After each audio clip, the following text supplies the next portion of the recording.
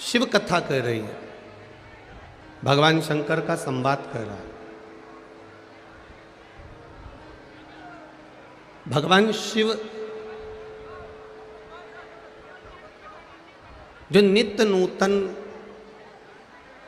एक आनंद का सुख देने वाले, एक आनंद का भाव देने वाले। हम मंदिर जाएं, मंदिर में महादेव के पास पहुंचने के बाद दुनिया के लोगों ने हमको मंदिर जाते देखा कि नहीं देखा, दुनिया के लोगों ने हमको जल चढ़ाते देखा कि नहीं देखा, दुनिया के लोगों ने हमें भजन करते देखा कि नहीं देखा, उससे मतलब नहीं होना चाहिए। मतलब ये होना चाहिए कि जब हम शिव को जल चढ़ा रहे हों तो मेरा महादेव हमको देख रहा है, ये निश्चित है। हम जब देवाधिदेव महादेव को जल चढ़ा रहे, हम जब बाबा शंकर की पूजन कर रहे हैं, आराधना कर रहे हैं, अर्चना कर रहे हैं, सेवा कर रहे हैं, उस समय पर देवाधिदेव महादेव को हम जल चढ़ाते समय हमारे महादेव की दृष्टि, हमारे महादेव की कृपा दृष्टि हम पर है, ये निश्चित है। कथा में पहुंच जाना एक अलग बात होती है, पर कथा में पहुंचकर 3 घंटे की कथा में से भी अगर 3 मिनट की कथा दिल से सुन लेना तो महादेव से डोरी बांध लेना है। ये भगवान शिव की भक्ति को धारण कर लेना, ये भगवान शंकर के एक आनंद को प्राप्त कर लेना।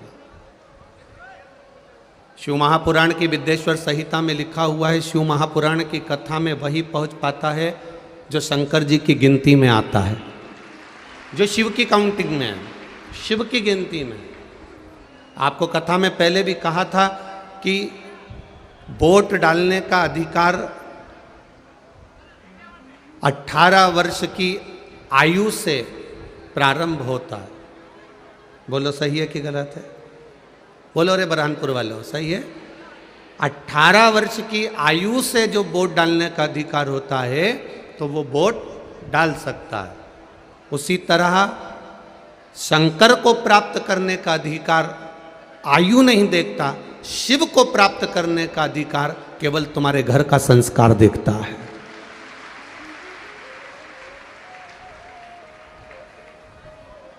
आप भगवान की भक्ति में कितने लगे हो, आप भगवान के स्मरण में कितने लगे हो, आप भगवत कीर्तन में कितने लगे हो, यह हमारे घर का संस्कार बताता है।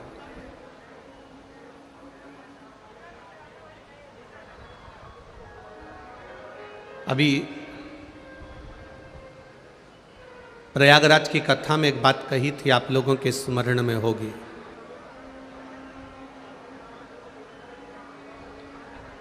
कि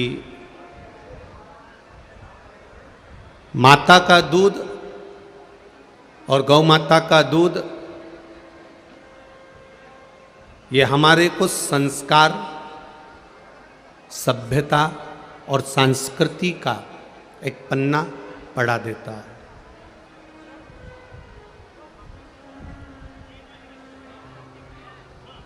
गलत विचारों से हमको दूर कर देता है। हम श्रेष्ठ विचारों की ओर आगे बढ़ जाते हैं। आदरणीय दीदी अर्चना जी चिटनीस जी ने जो बाहर एक बड़ा बोर्ड लगा है इस मंडी प्रांगण में प्रवेश का, उसका नाम दिया है समरसता। समरसता का मतलब है प्रत्येक जीव जिसके भीतर किसी न किसी रूप में परमात्मा समाया हुआ है, किसी न किसी रूप में वो भगवत भजन की ओर, परमात्मा की ओर अग्रण्य हुआ है, वो सभी एक भाव के साथ में अग्रण्य होते हैं।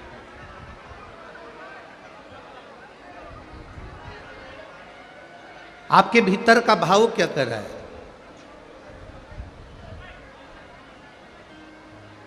हम सतमार्ग की ओर जब जाते हैं, हम भगवान के भजन की ओर जब हम जाते हैं, भगवत कीर्तन की ओर जब हम जाते हैं, मंत्र जाप की ओर जब हम जाते हैं, जब हम भगवान के मंदिर में पहुंचते हैं या अपने माता पिता के चरणों में पहुंचते हैं या घर के बुजुर्ग बड़ों के चरणों में पहुंचते हैं और उनके चरणों में जाकर बैठते हैं या धर्म और शास्त्र की ओर अग्रण्य बढ़ते हैं और उस धर्म और शास्त्र की ओर जाकर बैठते हैं, तो ये हमारे घर के माता पिता का संस्कार हमारे जीवन को झलकता हुआ नजर आता है।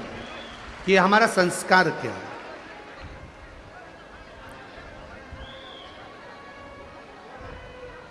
फिर कहेंगे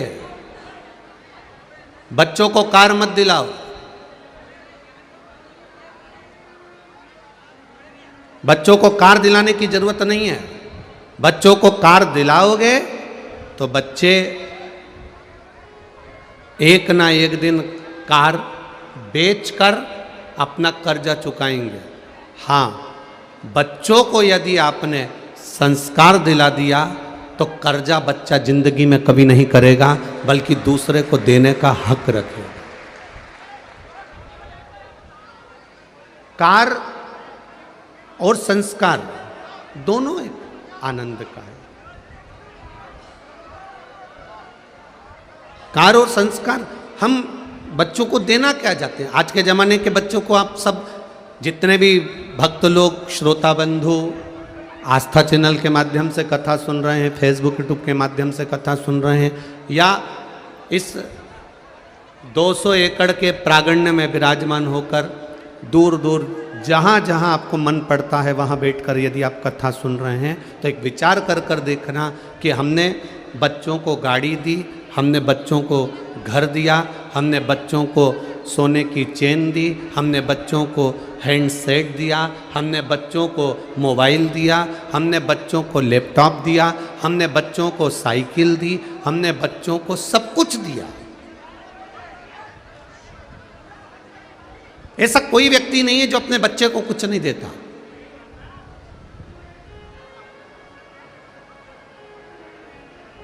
हमने अपने बच्चों को सब कुछ दिया है, लैपटॉप भी दिया है, और आप भी दे रहे हो और दुनिया दे रही है।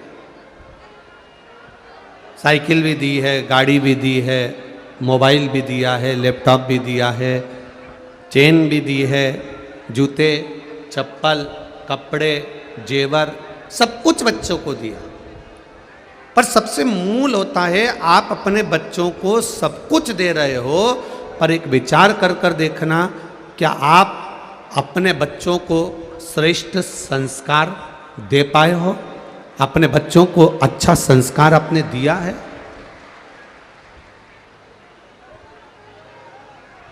श्रेष्ठ संस्कार क्या आपने अपने बच्चों को प्रदान किया है? सब कुछ दिया आपने, मना नहीं है, सब कुछ दिया और दोगे,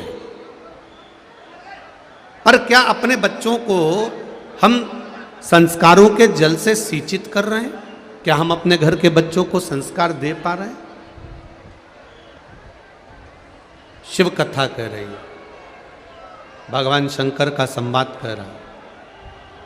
माता पार्वती जी ने भगवान श्री गणेश जी को, षडानंद कार्तिकेय जी को और अशोक सुंदरी को जया, विषहरा, शामली बारी, दौतली, देव, इन सभी को एक संस्कारों के जल से सिंचित करा। इसलिए आज भी शिव महापुराण की कथा बड़ा सुंदर भाव व्यक्त करती है। जो ये बेलपत्र होती है,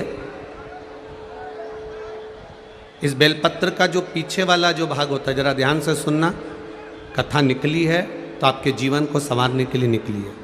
अश्वत्थामा शिव महापुराण की कथा का बेलपत्री का जो ये पीछे का जो भाग होता है, ये पीछे की जो डूट होती है, पीछे का जो भाग होता है, जब भी हमको ये महसूस होता है कि हमारे बच्चे जब गलत मार्ग की ओर जा रहे हैं, मदिरा की ओर जा रहे हैं, व्यसन की ओर जा रहे हैं, मांसाहार की ओर जा रहे हैं, गलत मार्ग की ओर जा रहे हैं, तब बेलपत्र का जो पीछे का जो भाग होता है, इस भाग को हम अशोक सुंदरी वाली जगह पर समर्पित करते जाते हैं और उसी भाग को उठाकर हम बेलपत्री के वृक्ष के नीचे पुनः डाल देते। शिव जी पे चढ़ाया गया जल, शंकर जी पे चढ़ाई गई एक बेलपत्र उठाकर लाकर, जो व्यसन में डूबा हुआ होता है, गलत मार्ग की ओर जा रहा है, गलत संगत की ओर जा रहा है, व्यसन में डूबा हुआ है, उसका मार्ग विभाजित हो गया है, हम उसको देने का प्रयास करते हैं और उसको समझाने का भी प्रयास करते हैं कि देखो शिव तत्व की ओर चलो, भगवान के गुणगान की ओर चलो। शंभु शरणे पड़ी मांगू घड़ी रे घड़ी, दुख काटो दया करी दर्शन आपो। हम शिव तत्व की ओर चलने का प्रयास करते हैं, भगवत भक्ति की ओर चलने का प्रयास करते हैं। संस्कार होंगे और श्रेष्ठ संस्कार होंगे, ये तो निश्चित है कि हमारे बच्चे फिर मार्ग से विभाजित नहीं होंगे। आज सबसे बड़ा पूरे राष्ट्र में सबसे बड़ा अगर कहीं तकलीफ का विषय बना हुआ है तो जो सनातन धर्म को लोग तोड़कर दूसरे धर्म में जो प्रवेश करा रहे हैं, उसका सबसे मूल कारण केवल एक ही है, हमारे बच्चे संस्कार से विहीन हो जाना। केवल एक कारण विशेष है, कहीं ना कहीं हमारे बच्चे संस्कारों से विहीन हैं।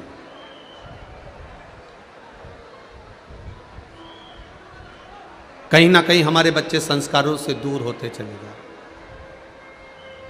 शिव कथा कर रही है, भगवान शंकर का संवाद कर रहा है। कई बच्चों को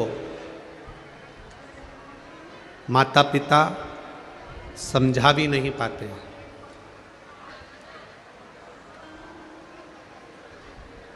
कई बच्चों को माता पिता समझा भी नहीं पाते। थोड़ा सा माता पिता ने अपने बच्चे को समझाने का प्रयास करा और उतनी देर में बच्चे कह देते हैं हमको ज्ञान मत दो, चुप बैठो, शांति रखो, तुम चुप रहो।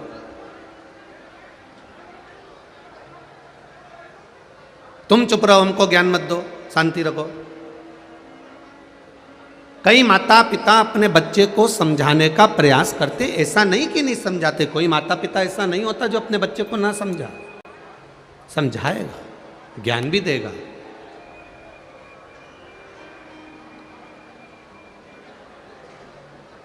पर संस्कार का जब अभाव हो जाता है तो बच्चे अपने माता पिता के कहने पर भी नहीं चलते। एक बात बड़ी विचित्र है पर सत्य है, आप उसे आजमाएं ना आजमाएं। जिस पत्नी के लिए आप दिन भर मेहनत करते हो, जिन बच्चों के लिए आप दिन भर मेहनत करते हो, घर गाड़ी बंगला सोना चांदी हीरा पन्ना सब बनाया, सब कुछ जोड़ा, व्यापार भी जमाया, फैक्ट्री भी जमाई, घर भी जमाया, सब कुछ जमाया। जिन बच्चों के लिए, जिन पत्नी के लिए, परिवार के लिए आपने सब कुछ जोड़ कर रखा, सब कुछ। मैं धन्यवाद दूंगा इधर पंडाल के लोगों को, इधर पंडाल के लोगों को और आधे इधर पंडाल के लोगों को, आपकी शांति को और आपके एकाग्र चित्त से कथा सुनने को धन्यवाद दूंगा।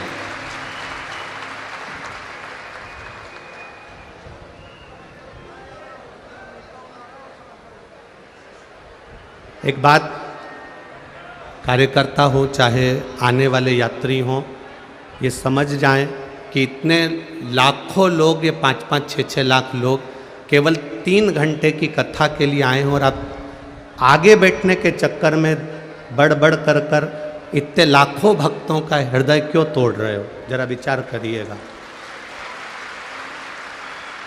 जहां जगह मिल जाए वहां बैठ जाइए भाई। लाखों लाखों भक्त केवल 3 घंटे की कथा के लिए आए हैं और दिन भर हजारों रुपए का पेट्रोल खर्च करा है, समय खर्च करा है, तब जाकर यहां पहुंचे हैं और तुम्हारे आगे बैठने के चक्कर में केवल इन भक्तों का हृदय भी टूट रहा है।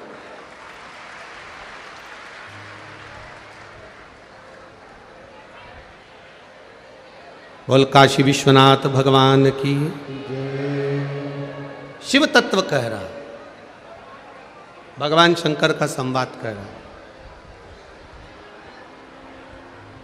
शिव कथा कह रहे हैं।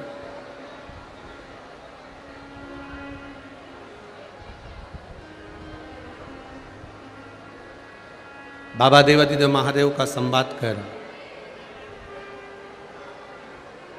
एक विचित्र है, जोड़ा, खूब जोड़ा, दिया, बेटों को दिया, परिवार को दिया, प्रत्येक व्यक्ति करता है, कोई भी हो,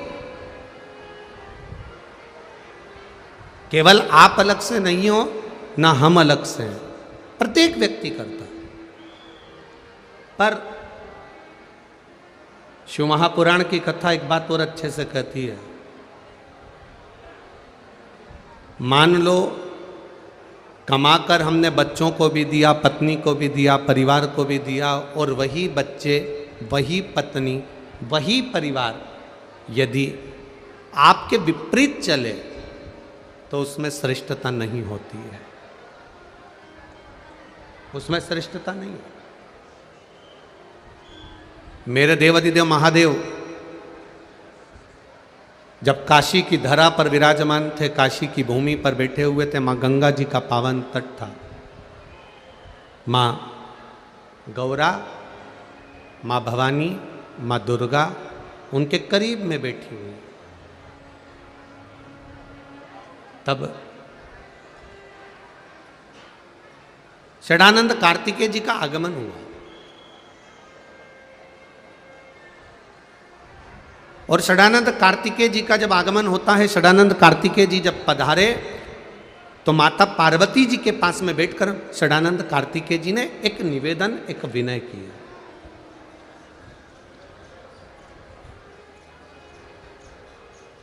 एक निवेदन षडानंद कार्तिकेय जी ने कहा अपनी माता से, मां,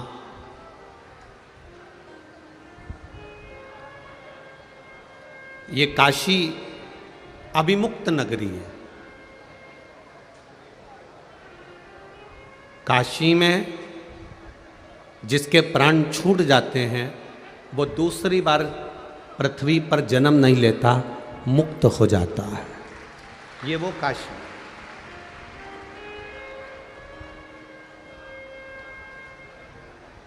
काशी अभिमुक्त नगरी है हमारी।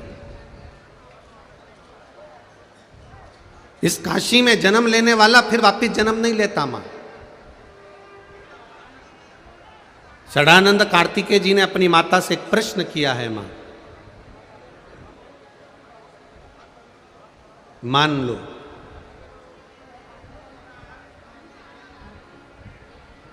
किसी कारणवश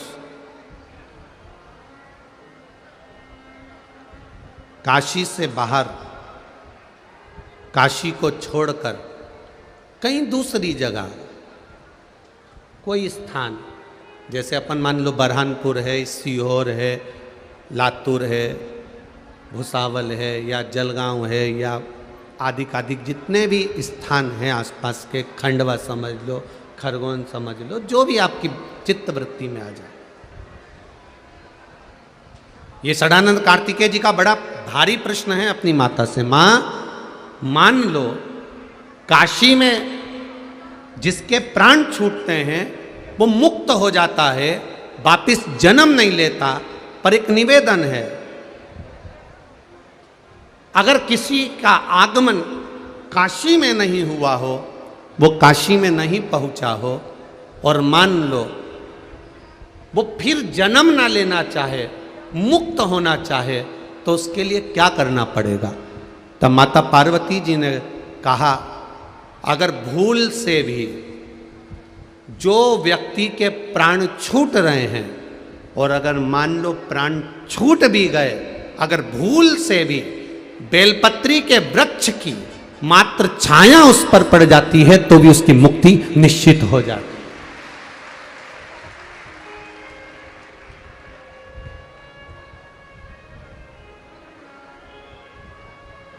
केवल बेलपत्री के वृक्ष की छाया पड़ जाना, बेलपत्री के वृक्ष की केवल एक ओट पड़ जाना, ये कई लोग वास्तु के अनुसार कह देते हैं साहब कि घर के ऊपर मंदिर की छाया नहीं पड़ना चाहिए। बोलो सही है कि गलत है? कई लोग ऐसा कहते हैं कि अपने घर के ऊपर मंदिर की छाया नहीं पड़ना चाहिए।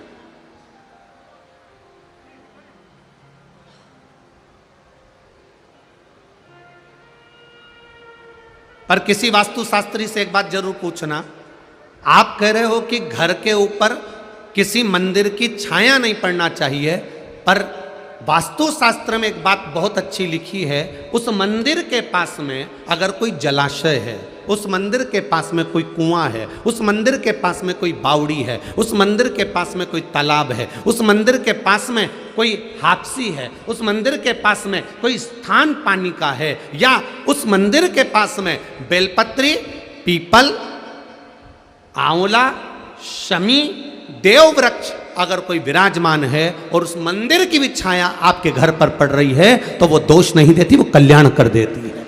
यह हमारा शास्त्र कहता है।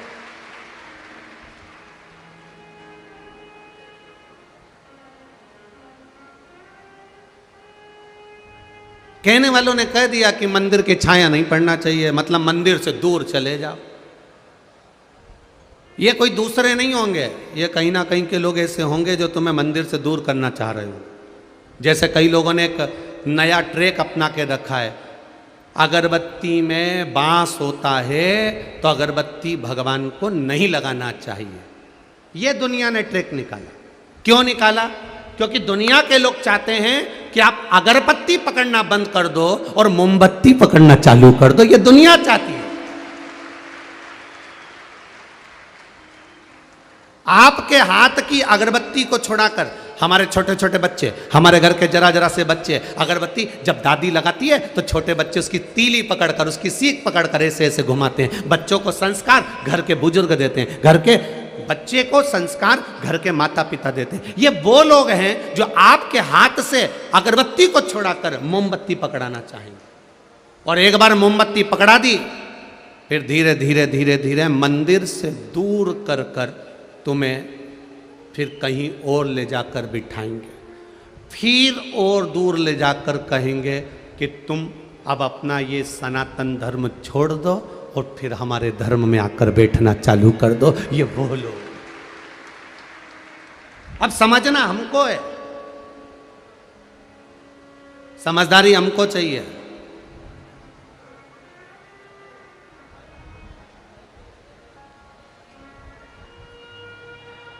जो ज़्यादा अक्ल देना तुमको कि अगरबत्ती नहीं लगाना चाहिए, तो भगवान को 2 अगरबत्ती ज़्यादा लगाओ और भगवान से कहो कि ये 2 अगरबत्ती ज़्यादा हमने इसलिए लगाई है कि जो हमको अक्ल दे रहा है वो किसी और को अक्ल नहीं दे, इसलिए आप उसको थोड़ी सी अक्ल दे देंगे। 2 अगरबत्ती ज़्यादा लगा दो उस परमात्मा के।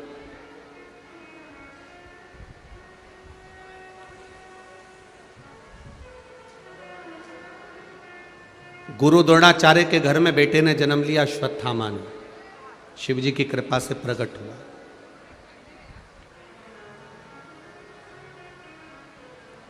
अश्वत्थामा के मित्रों ने आटे को पानी में घोलकर पिला दिया और कह दिया ये दूध है।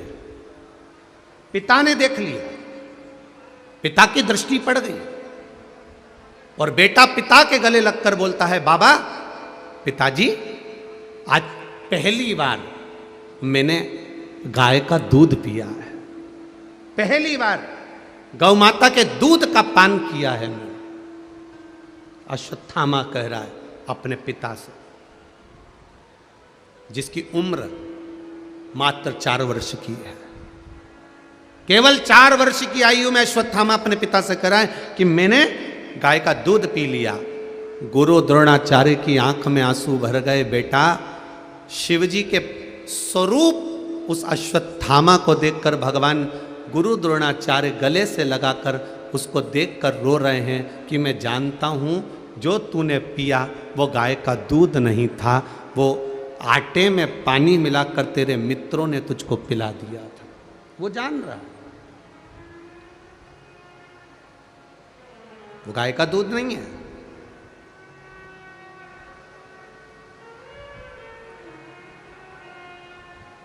आज गुरु द्रोणाचार्य ने अश्वत्थामा को कंधे पर लिया और कंधे पर लेकर गुरु द्रोणाचार्य अपने बेटे को लेकर घर पहुंच गए।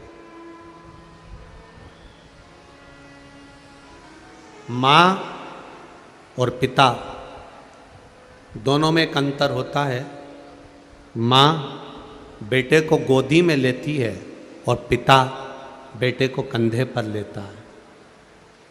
मां बेटे को गोदी में इसलिए लेती है कि जितनी गोदी में मैंने बेटे को रख रखा है, जो मैं देख रही हूं वो मेरा बेटा भी देखे। और पिता अपने बच्चे को कंधे पर इसलिए लेता है कि जितना मैं देख रहा हूं उससे भी ज्यादा मेरा बेटा देखे। ये बाप होता है, ये पिता होता है।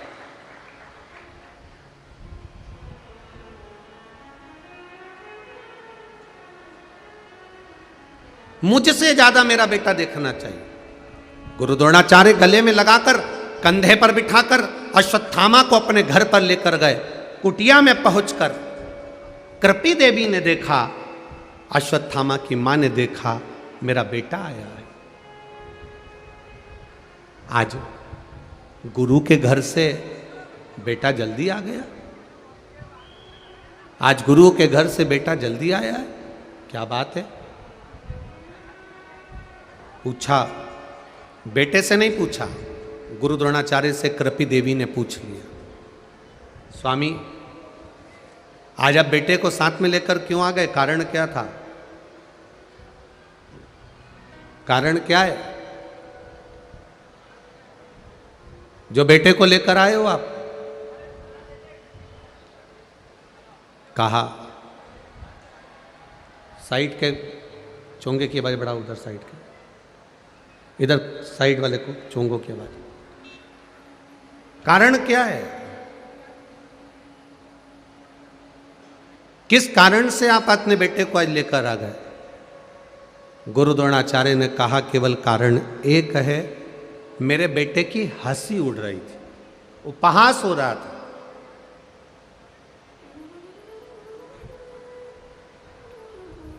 मेरे बेटे की हंसी उड़ रही है, उपहास हो रहा है, इसलिए मैं उसको लेकर आ गया। कृपी देवी ने कहा, ये तो जीवन का खेल है, कभी सुख मिल रहा है, कभी दुख मिल रहा है।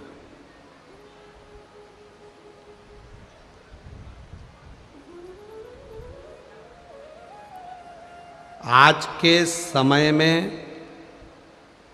जो गरीब है वो सबसे ज्यादा सुखी है।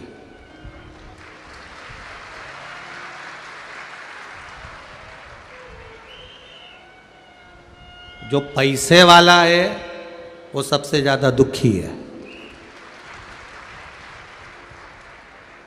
गरीब व्यक्ति कहीं पर भी बैठ जाए, शान सत्ता से अपने साथ में दरी लाया, कम्बल लाया, बिछाया और गरीबड़ा कहीं पे भी बैठ के कथा सुन लिया। जा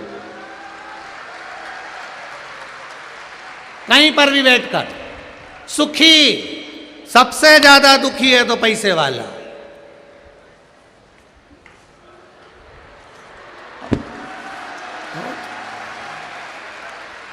मैं यहां बैठूंगी?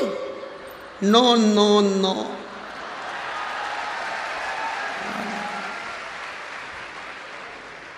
मैं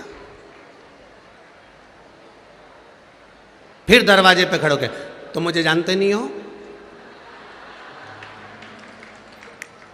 एक फोन लगाऊंगी और अब भी तुम दरवाजा खोलोगे और मुझे अंदर जाने को कहोगे। एक फोन लगाऊंगी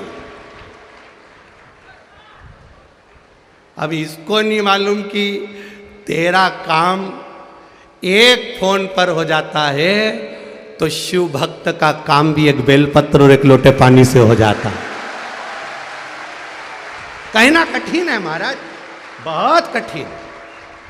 थोड़ा दुनिया का सबसे जो गरीब है वो सुखी है, कितनी मस्ती में बैठा आराम से भैया, एकदम अलमस्त होकर चकाचक, उसे कोई मतलब नहीं, बस वो तो उठता है और जहाँ पर अर्चना दीदी और उनकी पूरी टीम ने जहाँ भोजन की व्यवस्था करी वहाँ जाता है, भोजन करता, नहाया धोया और फिर अपनी जगह पे आकर बैठ गया। और जो जो सुखी सुख और इनके सुख का एक आनंद, बरहानपुर वालों छोड़ना मती, इनके सुख का आनंद लेना। तो रात्रि के समय पर जब ये बैठे हों और भजन चारों तरफ चल रहा हो, ये नजारा बरहानपुर में बार बार नहीं मिलेगा। चारों तरफ बैठकर ये भजन करते हैं, चारों तरफ जहां इनको मौका मिल जाता है, मैं ग्रुप बनाया, भजन गाया, नाचे कूदे, स्मरण करा, ढोलक तबला खंजरी मंजरी सब साथ में लेकर चलते हैं। और इनके भजन का जो आनंद आता है वो जीवन में कहीं नहीं मिल सकता। और मैं बरहानपुर के एक एक व्यक्ति को धन्यवाद दूंगा कि बरहानपुर का एक एक सेठ, एक एक व्यक्ति इन शिव भक्तों की सेवा में लगा हुआ है। कोई पोया, कोई हलवा, कोई फल बांटने में लगे हुए। अभी हम आते आते देख रहे थे, कोई ने पानी का स्टॉल लगा रखा है, कोई गन्ने का रस पिला रहा था, कोई व्यक्ति गिलास में भर भर कर, कोई फल दे रहा था, केला। हम देख रहे थे, बड़ी साधुता है साहब, बहुत। कोई बिस्कुट के पूड़े। क्या करोगे? शंकर की कथा बाचने वाला, शंकर की कथा करवाने वाला, शंकर की कथा सुनने वाला और शंकर की कथा में सेवा करने वाला कोई दूसरा नहीं होता, मेरा देवाधिदेव महादेव होता, कोई दूसरा नहीं। आप अगर कथा में सेवा कर रहे हो, लगे हुए हो, जल वितरण कर रहे हो, भोजन करा रहे हो, कार्यकर्ता बनकर सेवा कर रहे हो, तो भी तुम शिव हो। जो सुन रहा है वो भी शिव है, और जो करा रहा है, जो करा रहा है वो भी शिव है। यह आपके भीतर की भक्ति का बल है।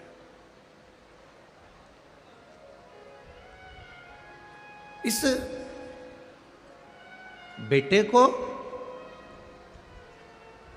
कृपी ने कहा, इस बेटे को आप लेकर आ गए हो, पर जीवन का सुख दुख तो कैसा चलता है। जिस गुरु द्रोणाचार्य के घर में वैभव की कमी नहीं थी, जिस गुरु द्रोणाचार्य घर में धन की कमी नहीं थी, जिस गुरु द्रोणाचार्य के घर में सत्ता और वैभव की कमी नहीं थी, वो गुरु द्रोणाचार्य आज अपने बेटे को एक गाय का दूध भी नहीं पिला पा रहे हैं। ये जीवन का समय का खेल है, ये खेल।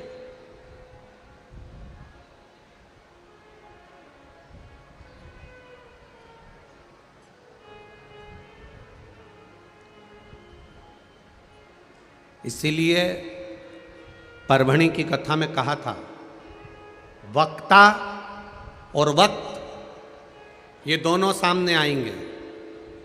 वक्ता भी आपको समझाएगा और वक्त भी आपको समझाएगा। आप वक्ता से समझ गए तो ठीक है, नहीं तो वक्त जब समझाता है तो रुला रुला के समझाता है।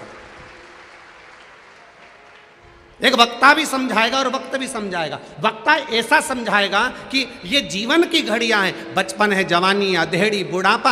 आप भजन करिए, कीर्तन करिए, मंत्र जाप करिए, स्मरण करिए, राम जपिए, कृष्ण जपिए, शिव जपिए, तुम्हारी मर्जी पड़े उसका भजन करो। हम कभी ये नहीं कहते कि तुम शंकर की ओर जाओ, हम ये कहते हैं जो तुम्हारे दिल में बैठ जाए। तुम राम को भजते हो, राम को भजो, तुम कृष्ण को भजते हो, कृष्ण को भजो, तुम शिव को भजते हो, शिव को भजो, तुम भवानी को भजते हो, भवानी को भजो, तुम स्वामी समर्थ को भजते हो, स्वामी समर्थ को भजो, तुम हरि विठ्ठल को भजते हो, हरि विठ्ठल को भजो। तुम्हारा जो मन करता है उसको भजो। पर एक बात का याद रखना कि भजन में, स्मरण में छल ना हो, दिखावा ना हो, कपट ना हो और किसी का दिल ना दुखे। ऐसा भजन अपनी जिंदगी में करो भजन।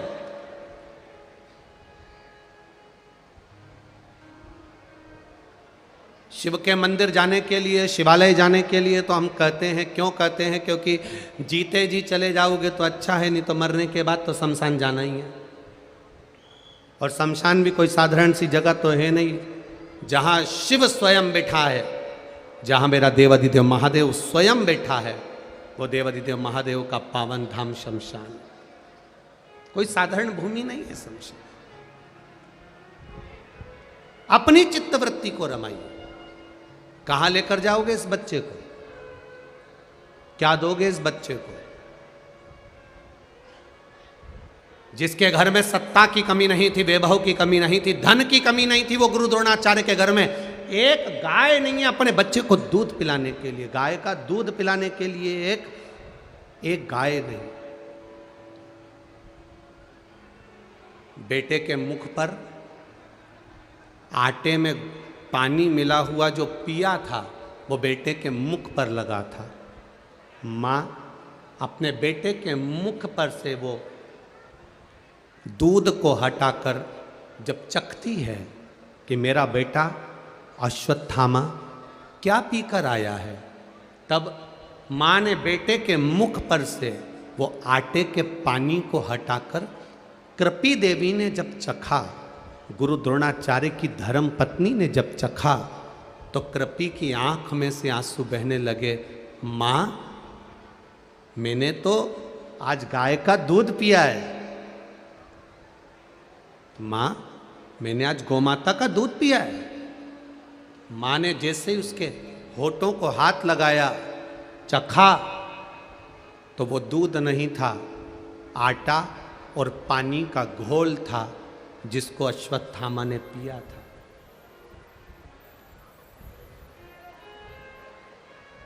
आटे और पानी का घोल है जिसको अश्वत्थामा ने पिया। मां ने बेटे को गोदी में बिठाया, स्नेह करती हुई मां बोली, बेटा, आपने कभी गाय के दूध का स्वाद नहीं लिया, इसलिए आपको मालूम नहीं है कि गौ माता का दूध का स्वाद क्या होता है। आपने अभी जो पिया है केवल वो आटे का पानी था, जो तुम्हारे मित्रों ने तुम्हारी हंसी उड़ाने के लिए तुमको वो आटे का पानी दे दिया था। मां, सबसे ज्यादा दूध गौ माता का किनको मिलता है? अश्वत्थामा ने अपनी मां से पूछा।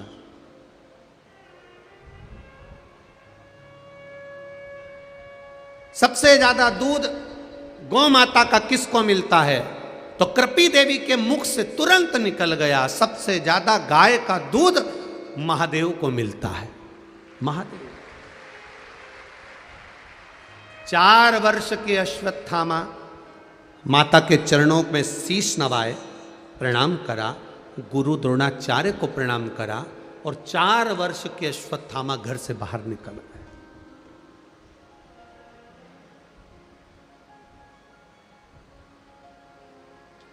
ये जितने बच्चे यहाँ कथा सुन रहे हैं, उन बच्चों से निवेदन करूँगा और उनकी माताओं से निवेदन करूँगा कि अपने बच्चे को संस्कार देना सीखो, और बच्चों से निवेदन है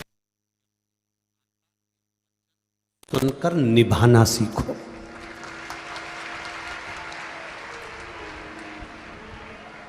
होती है माँ, आज अगर बच्चे को झूठ बोलना सिखा रही है तो माँ सिखा रही है, आज बच्चों को सत्य बोलना सिखाती है तो मां सिखाती है।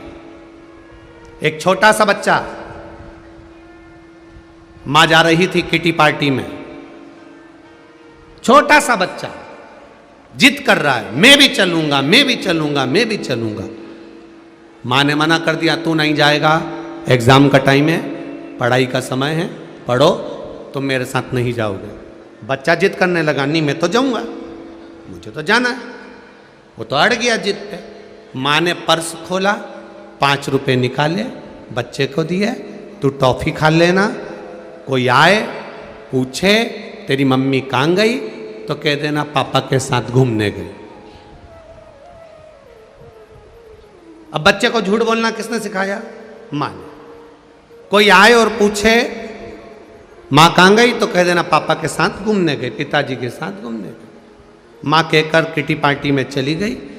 आज ऑफिस में कोई सर मर गए, शांत हो गए, ऑफिस में जल्दी छुट्टी हो गई, पिताजी आ गए, दरवाज़ा बजाया, ये टॉफ़ी खाते खाते बाहर गया, हाथ में कॉपी थी, मुंह में टॉफ़ी थी, और पिताजी ने दरवाज़ा खुलवाया। इसने पिताजी को नहीं देखा, कॉपी को देख रहा है, टॉफ़ी को देख रहा है, बस खाता जा रहा है। पिताजी ने आते से पूछा, क्यों, तेरी मम्मी कहाँ है? कि वो तो पिताजी के साथ घूमने गई। पिताजी ने एक थप्पड़ धर के दिया, और थारा बाप यहां खड़ा है, पिता यहां खड़ा है, वो किसके साथ चली गई? झूठ बोलना हमने सिखाया।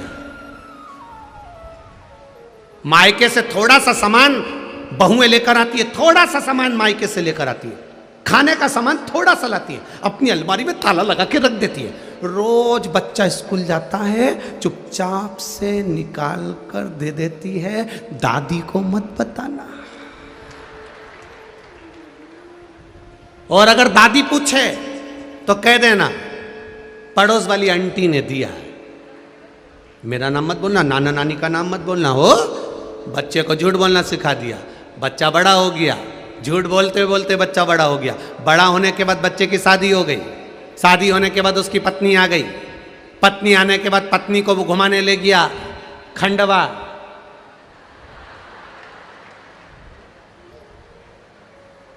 धुनी वाले दादा के यहां दर्शन करने गए तो वहीं पे साड़ी की दुकान थी।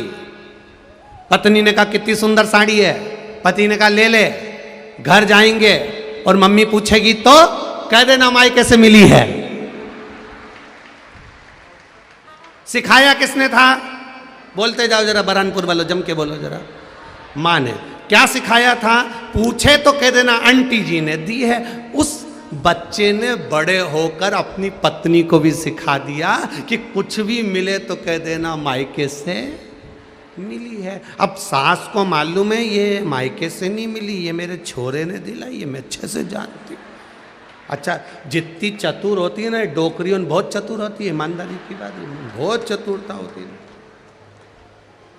वो तो कभी कभी ये झांसा में आ जाए, नहीं तो एक एक बूढ़ी बूढ़ी माताएं, एक बार बुजुर्ग पिता अपने बेटे के झांसे में आ जाएगा, पर बुढ़िया कभी नहीं, कभी नहीं, भूल के भी नहीं।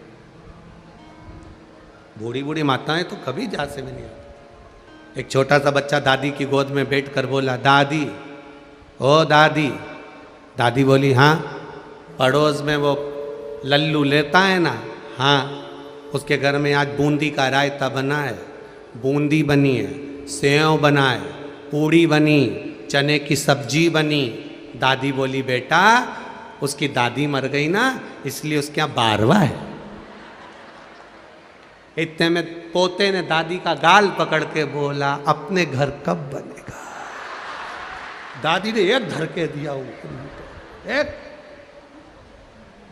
उतर मेरी गोदी से नीचे, मेरा मारने का प्लान बना रहा है, उतर जा नीचे। हम क्या दे रहे हैं बच्चों को? सुबह से शाम तक हम अपने बच्चों को झूठ बोलना सिखाते हैं, सुबह से शाम तक। फिर वही बच्चा बड़े होकर झूठ बोलता है तो हमको बुरा लगता है। क्या दिया हमने?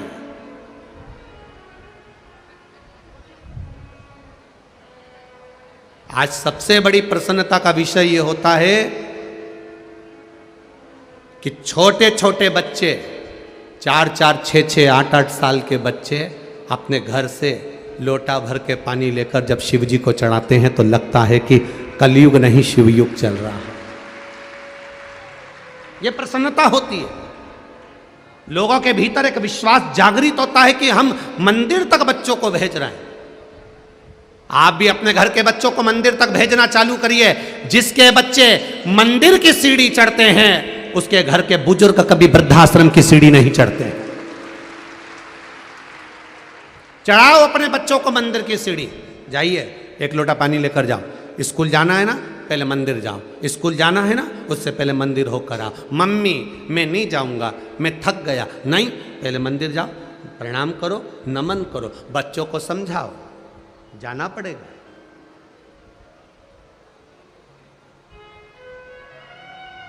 जाओ मंदिर तक, पहुंचो मंदिर तक। अश्वत्थामा 4 साल के, कृपी देवी ने कह दिया सबसे ज्यादा दूध महादेव को लगता है, महादेव को चढ़ता है, महादेव को प्राप्त होता है। बस अश्वत्थामा ने अपनी माता को प्रणाम करा, गुरु द्रोणाचार्य के चरणों में शीश नवाया और अश्वत्थामा 4 वर्ष के निकल गए। प्रहलाद जी 4 वर्ष के भजन में लग गए थे। ध्रुव जी महाराज 4 वर्ष के भजन में लग गए थे। मीराबाई 4 वर्ष की भजन में लग गई थी। कर्माबाई 4 वर्ष की भजन में लग गई थी। देव ऋषि नारद 4 वर्ष के भजन में लग गए थे। संत तुकाराम 4 वर्ष के भजन में लग गए थे। नामदेव जी 4 वर्ष के भजन में लग गए थे।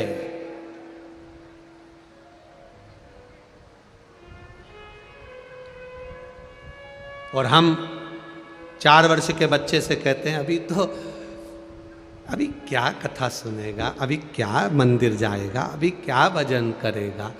निकल गई अवस्था धीरे धीरे। बचपन खेल में खोया, जवानी नींद भर सोया, बुढ़ापा देख कर रोया, सिराने मौत हंसती है। बाद में मौत भी हंसती है कि इसने पूरी जिंदगी गंवा दी है। क्या दिया हमने?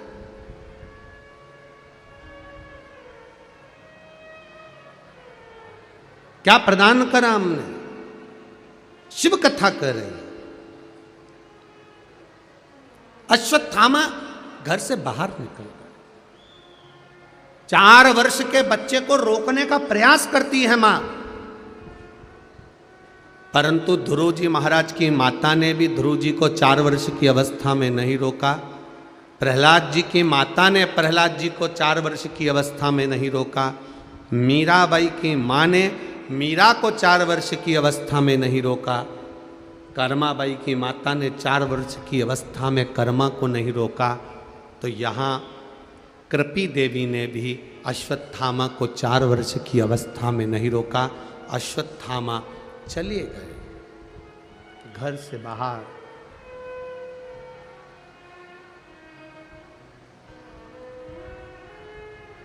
घर से बाहर चले गए।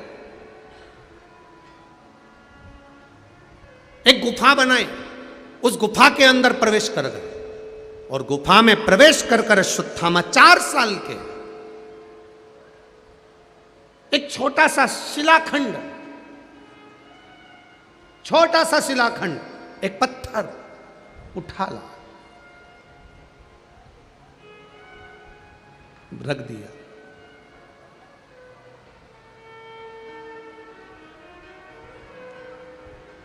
छोटा सा शिलाखंड, एक पत्थर रख दिया।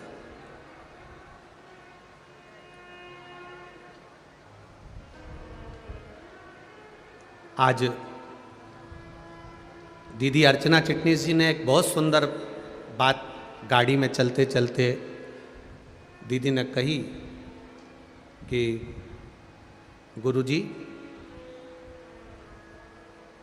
भगवान विष्णु के जन्म की कथा आती है, भगवान ब्रह्मा जी के जन्म की कथा आती है, देवाधिदेव महादेव के जन्म का कोई वृतांत नहीं आता। हमने दीदी से कहा, नहीं दीदी ऐसा नहीं है, वो आज जन्मा है। उसके जन्म का नहीं, उसके प्रागट्य का। जैसे राम जी के प्रागट्य का वर्णन आता है, भगवान कृष्ण के प्रागट्य का वर्णन आता है, भगवान विष्णु के प्रागट्य का वर्णन आता है, भगवान ब्रह्मा के प्रागट्य का वर्णन आता है, वैसे मेरे महादेव के प्रागट्य का भी वर्णन आता है।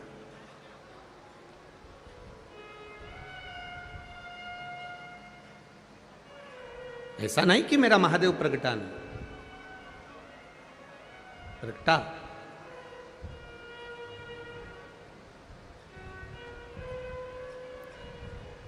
जब ब्रह्मा जी प्रकट हो गए भगवान विष्णु की नाभि से, बड़े ज्ञानी थे ब्रह्मदेव, बड़े ज्ञानी। तब ब्रह्मा जी ने भगवान विष्णु से प्रश्न किया, आप मेरे पिता हो, क्योंकि मेरे को जन्म देने वाले, प्रकट करने वाले आप हो, आप मेरे पिता हो।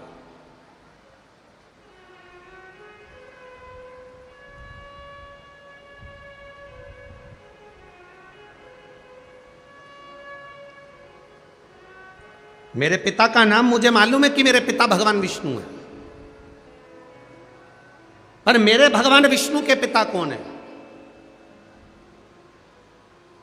तब भगवान विष्णु के मुख से सहजता में निकल गया, शिव, औघड़ी, शंकर, वो मेरा पिता है।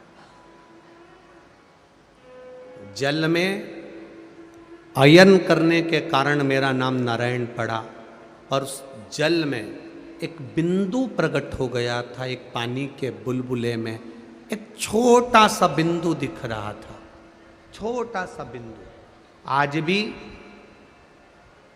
ब्रह्म कुमारी आश्रम में, अगर कोई ब्रह्म कुमारी वाले यहाँ बैठे होंगे, जो ब्रह्म कुमारी आश्रम से जुड़े होंगे, उनको गए होंगे तो उनको बताया होगा, ब्रह्म कुमारी आश्रम में आज भी मात्र एक बिंदु दिखाया जाता है कि इस बिंदु से उत्पत्ति है, एक बिंदु से, और वो बिंदु कोई दूसरा नहीं, वो बिंदु मेरा देवाधिदेव महादेव है।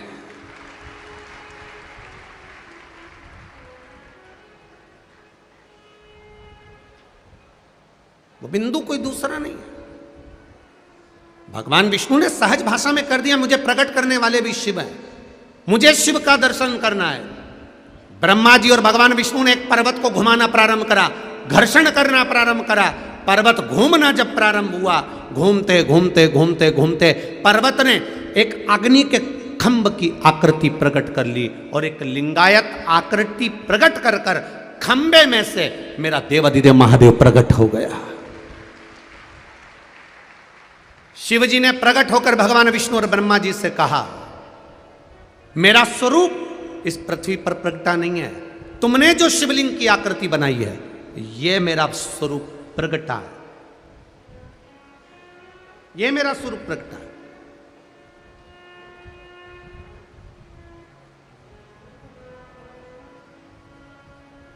महाशिवरात्रि दुनिया के लोग मनाते हैं, अभी आ रही है। सारी दुनिया में शंकर जी और पार्वती जी की शादी होगी, पर शिव जी की शादी की तारीख तो अलग है।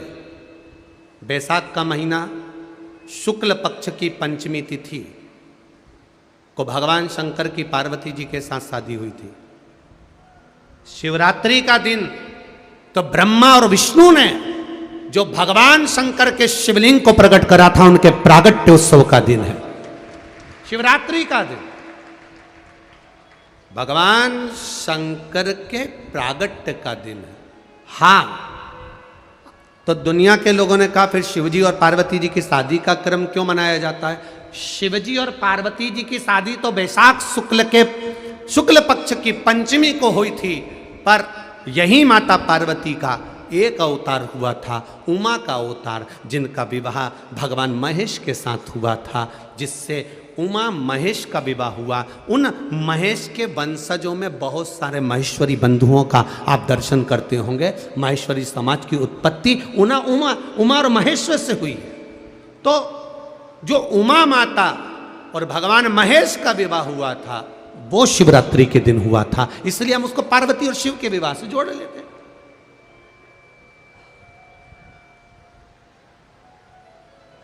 पर शिव विवाह की जो तारीख है वो बैसाख महीना, जम के बोलो कौन सा महीना है?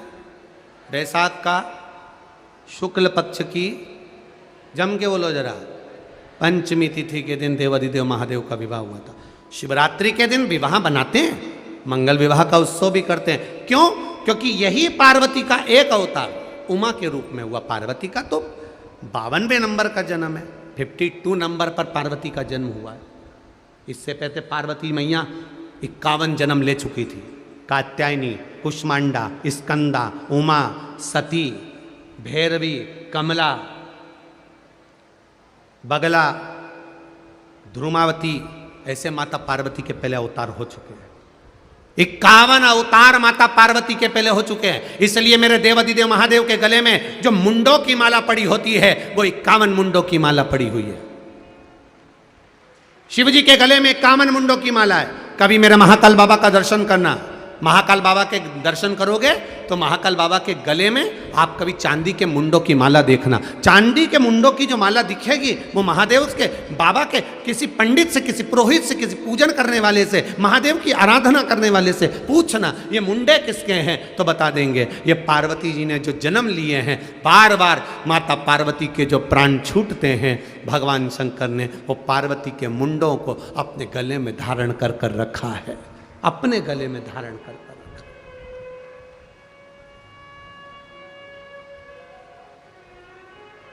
दुनिया के अपनी धर्म पत्नी से सबसे ज्यादा प्रेम करने वाले केवल एक ही हैं, वो है देव अधिदेव महादेव। इतना प्रेम करते कि पत्नी मर के भी चली गई तो उसका मुंडा अपने गले में पहन के घूमते। और आज का आदमी होता तो मरते से दूसरी का विचार कर लेता किसको लाना है। वो महादेव है, महादेव। क्या भगवान विष्णु की अष्टलक्ष्मी नहीं हुई? क्या भगवान नारायण की अष्टलक्ष्मी नहीं हुई? पर मेरे नारायण के गले में कभी तुमने अष्टलक्ष्मियों का स्मरण नहीं देखा होगा, केवल एक लक्ष्मी को देखा होगा।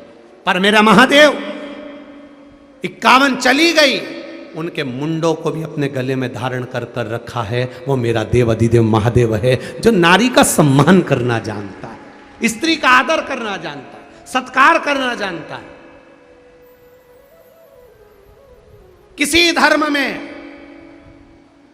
धर्म में दूसरे धर्म में नारी का जितना सम्मान नहीं होता उतना सनातन धर्म में होता है, उतना सनातन धर्म में होता है।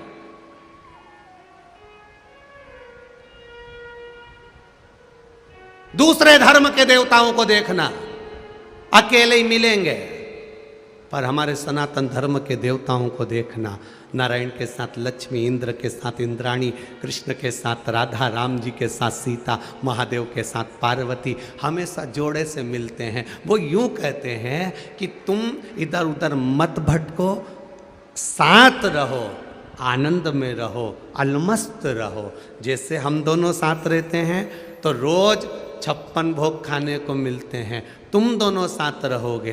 अकेले कहीं चले जाओगे तो दुखी हो जाओगे, इसको ले जाओगे तो रोटी बनाकर कैसे भी तुमको दे ही देगी। इसलिए साथ बनाकर रखिए, साथ।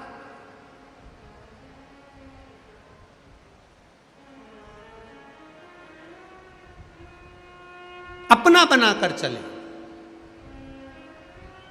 अश्वत्थामा 4 साल के एक छोटा सा शिलाखंड उठाकर लेके आ गए। ब्रह्मा विष्णु ने जैसे महादेव को प्रकट करा, एक शिवलिंग प्रकट हो गया। वो शिवलिंग प्रकट होते से ही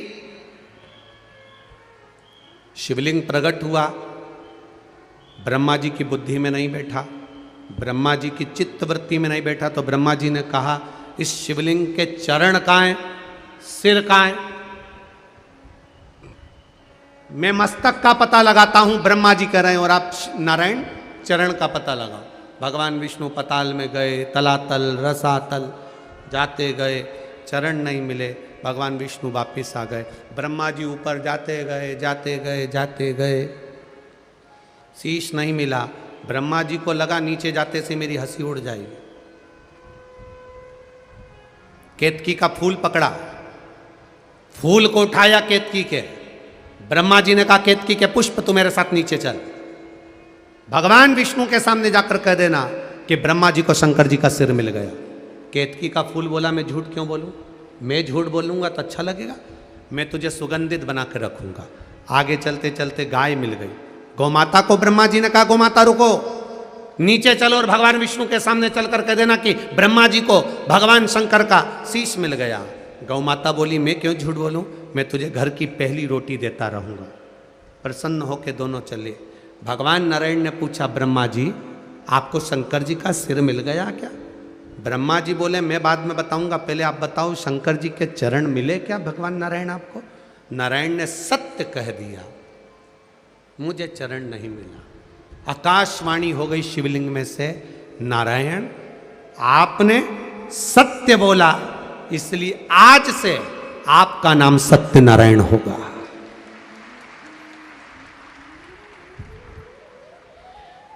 आप सत्य बोले इसलिए आपका नाम सत्यनारायण होगा।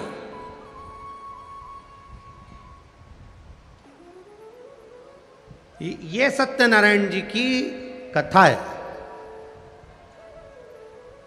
आप लोगों ने कथा करवाई सत्यनारायण जी की? कितने लोगों ने करवाई घर में? जम के तो हाथ उठाओ जरा, जो जो कथा कराए हो, रख लो रख लो रख लो, सबने कराई है। और कराई है से मतलब नहीं, कराते रहना चाहिए। पर आपने पंडित जी ने कथा करी होगी, उसमें वर्णन करा होगा। एक गरीब ब्राह्मण था, किसी को कथा करते देखा, सत्यनारायण भगवान की कथा सुनी, फिर उसने कथा कराई। सही है, बोलते जाओ। लक्कड़हारे ने देखी, उसने कथा कराई, कथा सुनी, कथा कराई।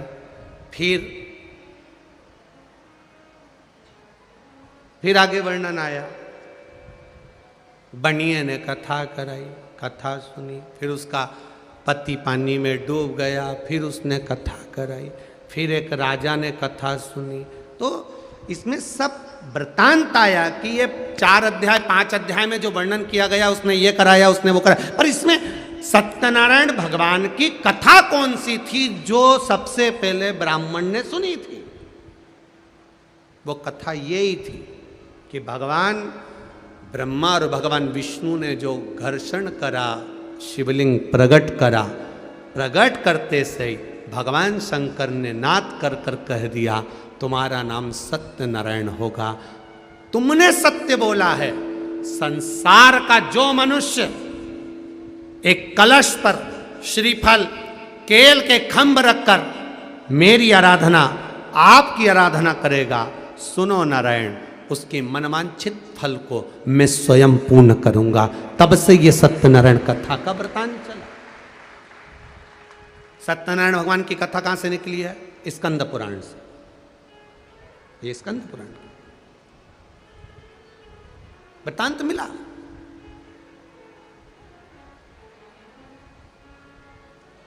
देखना चाहिए। हमारा पुरातन अगर हमको देखना है तो हमारी पुराणों में देखना पड़ेगा।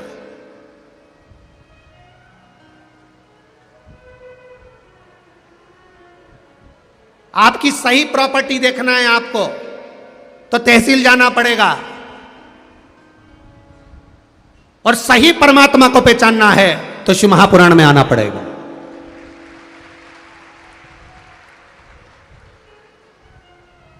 तहसील में जाओगे,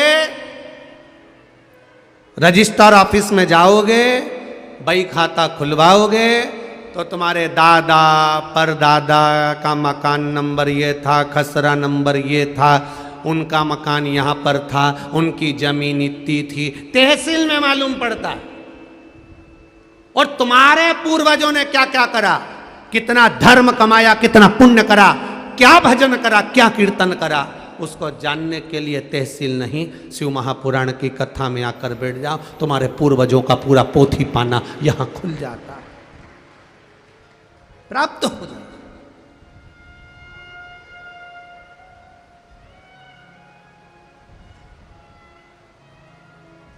भगवान नारायण ने कह दिया सत्य बोले, बोलो। सत्य बोलने में कुछ नहीं जाता, इसलिए मरने पर भी लोग बोलते हैं जम जम के राम नाम।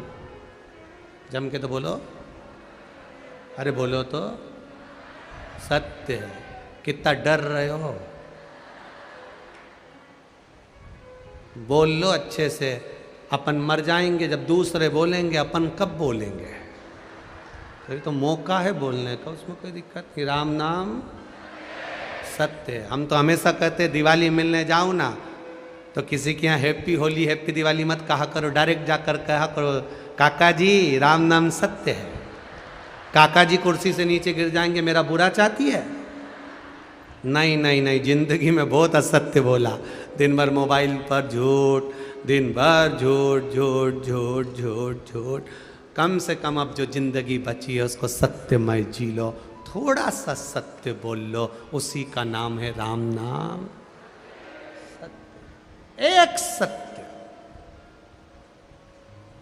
केवल एक सत्य।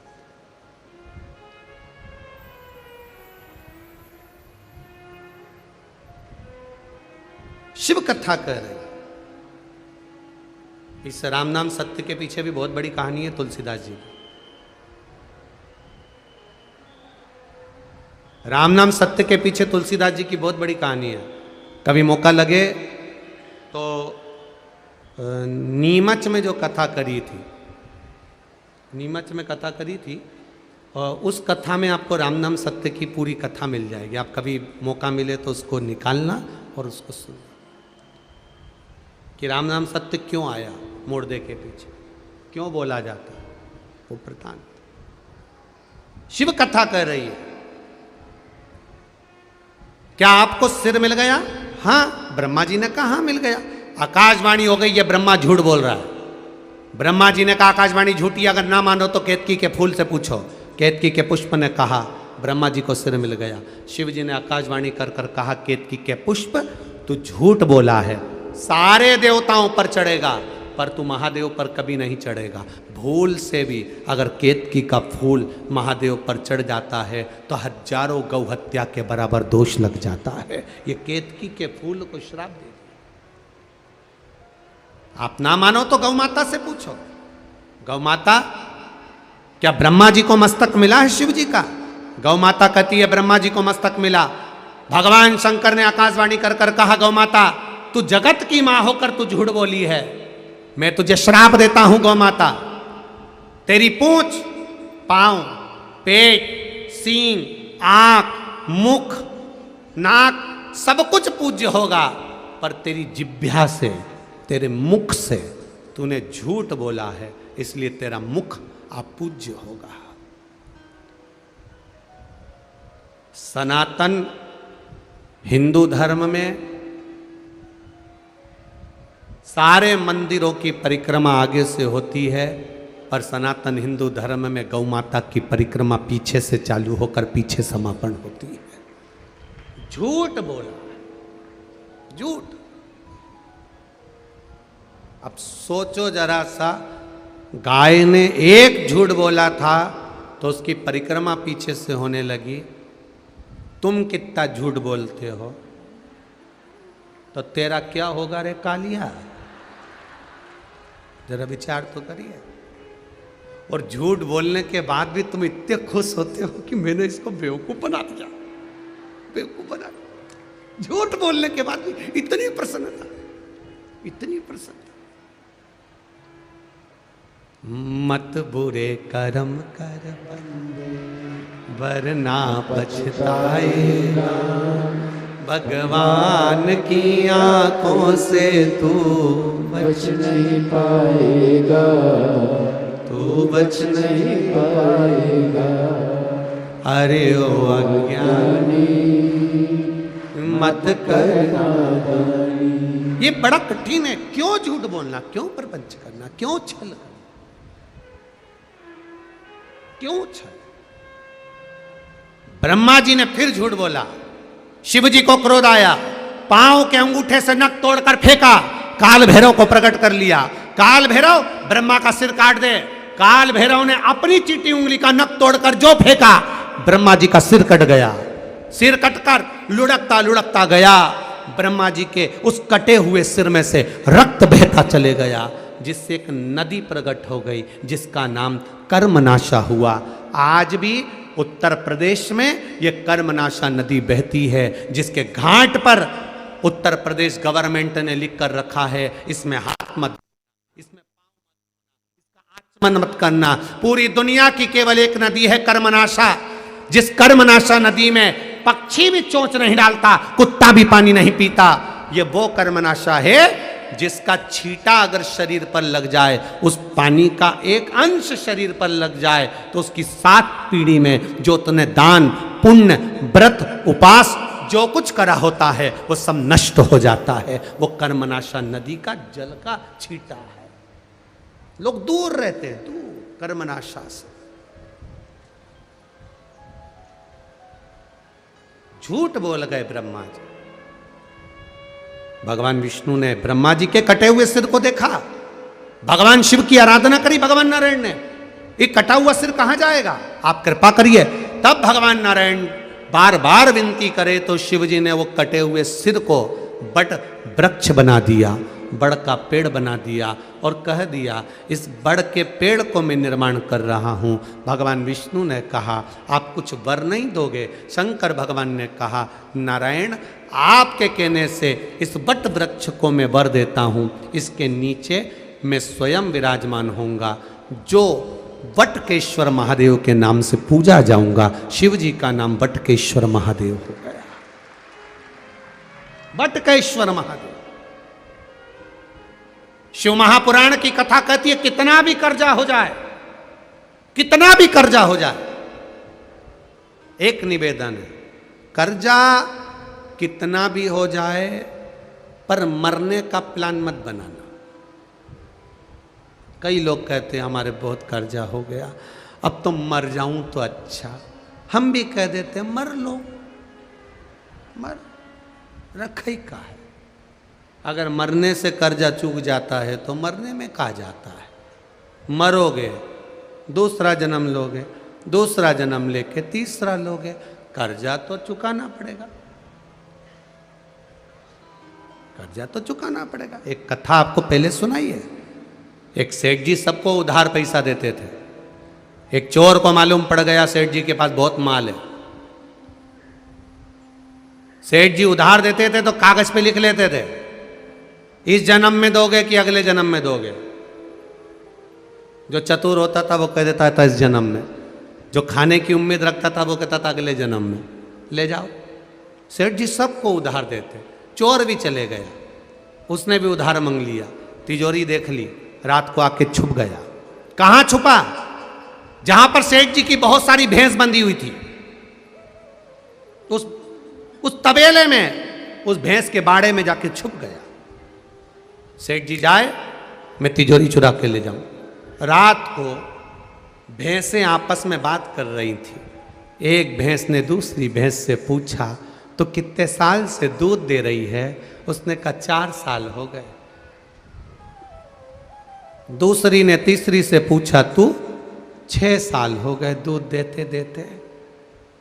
पर एक बात समझ में नहीं आता रही जी कि अपन सेठ जी के यहाँ इतना दूध क्यों दे रहे हैं? तो बूढ़ी भैंस बोली ये सेठ बहुत चतुर है, सबको उधार पैसा देता है, पूछता है ये जन्म में दोगे कि अगले जन्म में दोगे। जो उस जन्म में नहीं चुका पाता भैंस बन के निचोड़ निचोड़ के देता रहता है।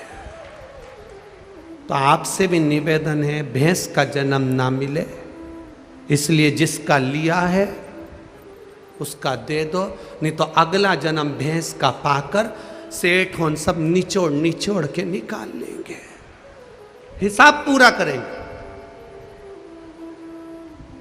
लिया देव, कर्जा हुआ है, मरना नहीं, टेंशन नहीं लेना। कई लोग कह देते अब तो मर जाए तो अच्छा। हम भी उनसे कहते हैं मर लो, मना नहीं है, परंतु थोड़ा सा मरने का फैशन चेंज करो। ओल्ड फैशन में नहीं मरना। ट्रेन के नीचे कुएं में डूब के, जहर खा के, फांसी बांध के, ये तो ओल्ड फैशन। कोई नया फैशन निकालो मरने का। तो उनने पूछा गुरुजी तुम बता दो। हमने कहा नया फैशन है, मरने का जब प्लान हो ही गया है तो भगवान के भजन में लग जाओ, कीर्तन में लग जाओ, कथा में लग जाओ, सेवा में लग जाओ। मरना ही तो है। भजन करते करते, कीर्तन करते करते, राम जपते जपते, स्मरण करते करते अपने प्राण चले भी जाएं तो भगवान भी दूसरा जन्म देगा, तो अपना बना कर देगा, फिर भटकने नहीं देगा। मरो मरो, सब कोई कहे मर के देखे कोई, मरो तो ऐसा मरो कि फिर संसार में जन्म ना होई। अगर मरना ही है तो वो श्रेष्ठ है, क्या करोगे? भगवान शिव का नाम बटकेश्वर महादेव हो गया। बटकेश्वर महादेव का बड़ा वृतांत है। जब ज्यादा कर्जा हो जाता है तो बड़ के पेड़ के नीचे बटकेश्वर महादेव के नाम से भी जल चढ़ाया जाता है। बड़ के पेड़ के नीचे कोई शिवलिंग हो उसका पूजन करा जाता है बटकेश्वर महादेव के नाम से। धीरे धीरे धीरे धीरे कर्जा चूकने लगता है। बटकेश्वर महादेव। शिव तत्व को पहचानना। शिवलिंग जैसे प्रकट करा वैसे ही 4 वर्ष के अश्वत्थामा ने एक छोटा सा एक पाषाण रखकर उसकी पूजन करना प्रारंभ कर दी। बस एक जिद है, मुझे महादेव से एक जिद है। 4 साल का अश्वत्थामा सोच रहा है कि मुझे गाय का दूध पीना है और गाय का दूध देवाधिदेव महादेव पर ज्यादा आता है, वो मुझे पिलाएंगे, वो मुझे देंगे। और अश्वत्थामा शिव जी की आराधना में लग गया शिव।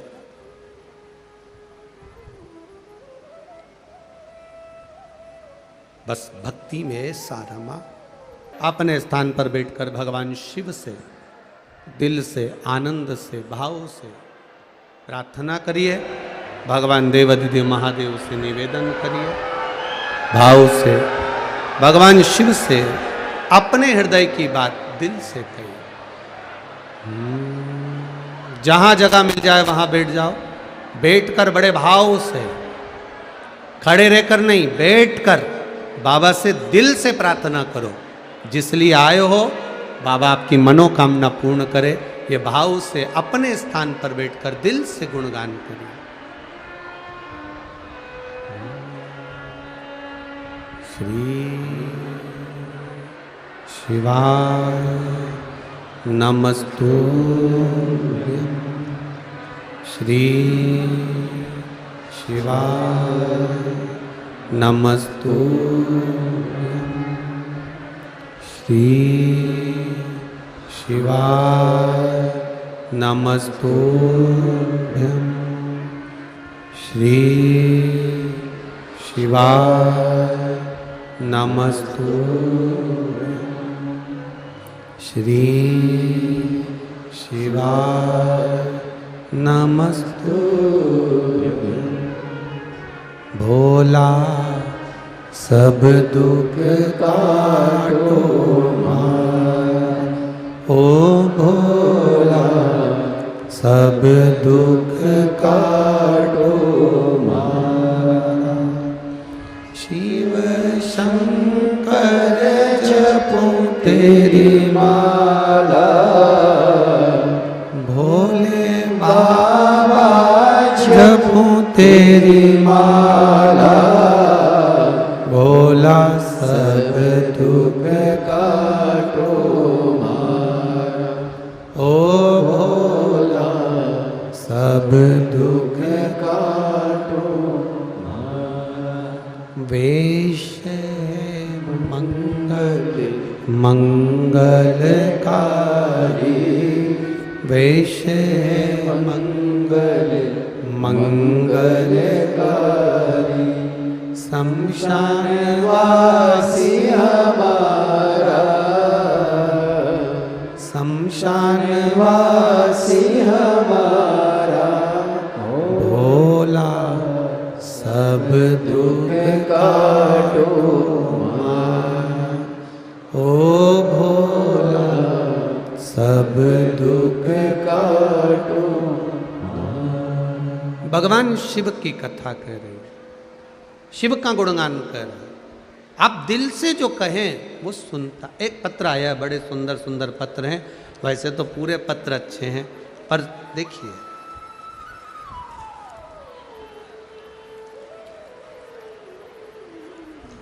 बड़ा भाव सुंदर लिखा है।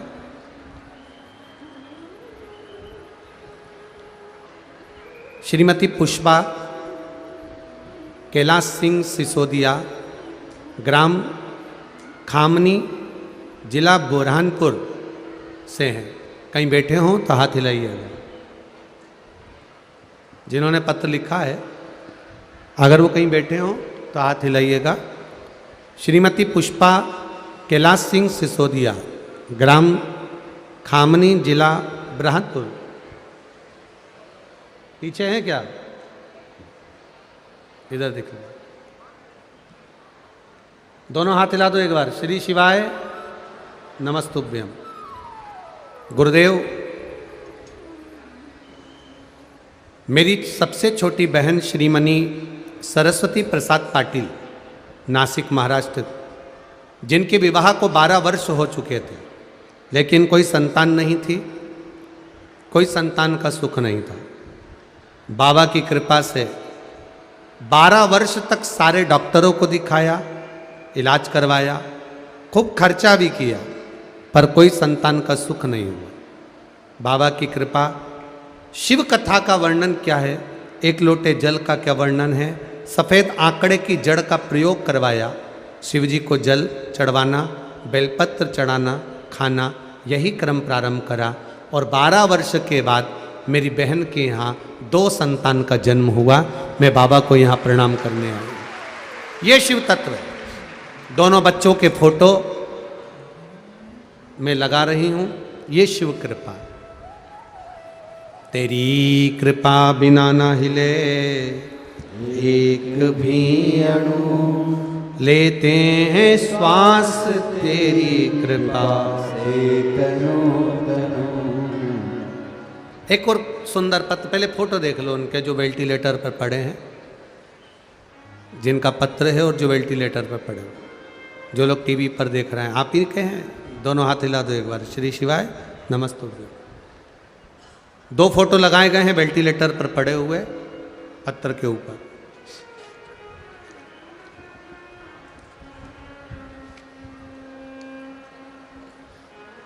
मेरा नाम दिव्यानी राजेश भारती है।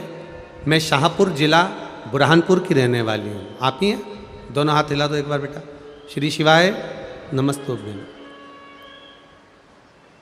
कोरोना काल से शिव महापुराण की कथा सुन रहे हैं। 5 जनवरी 2022 में बाबा की कृपा से शिव तत्व को प्राप्त किया है। 6 फरवरी 2022 को बाबा का चमत्कार देखने को मिला, बाबा की कृपा देखने को मिली। मेरे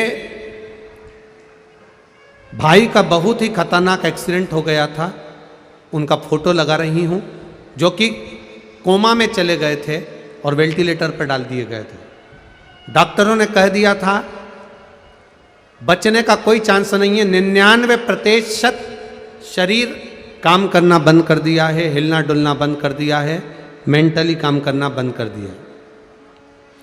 48 घंटे का समय दिया गया था। 48 घंटे तक भी मेरा भाई ठीक नहीं हो पाया। आखिरी में बाबा की कृपा किसको कहते हैं? सीहोर का कंकर शंकर किसी के यहाँ पर रखा था, उसका पानी बुलवाया, शिवजी पे चढ़ा हुआ जल बुलवाया, एक बेलपत्र बुलवाई। अब हमने तो सोच लिया कि अब शरीर काम ही नहीं कर रहा है, 2 दिन बाद डॉक्टर वापिस दे देगा, लेके तो जाना ही है। हॉस्पिटल से शमशान तक पहुंचने की यात्रा है। एक बेलपत्री भैया के पलंग पर ही रख दी गई और शरीर पर चढ़ा हुआ पानी लगाना प्रारंभ किया। गुरुदेव, मात्र कुछ ही घंटे निकले थे और खबर आई कि भैया ने नेत्र खोलना प्रारंभ कर दिए हैं। ये शिव तत्व है। और बाबा की कृपा से मेरे भाई खतरे से बाहर आए और बाबा की कृपा से अब बिल्कुल ठीक हैं। इसलिए हम पूरे परिवार समेत उनको यहाँ प्रणाम करने आए। श्री शिवाय नमस्ते। एक पत्र और बड़ा सुंदर आया है, देखिए।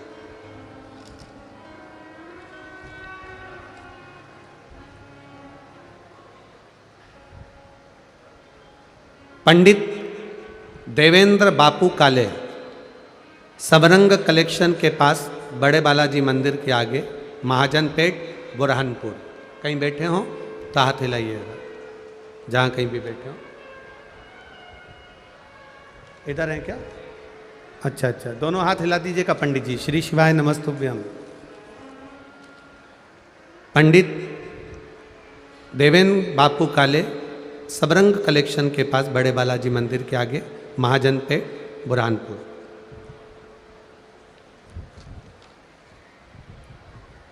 मैं पंडित देवेंद्र काले महाजनपेट ब्रह्मपुर बुरहानपुर से 2 वर्ष पहले भोपाल के नीलकंठ शेष जी के यहाँ पर गया हुआ था।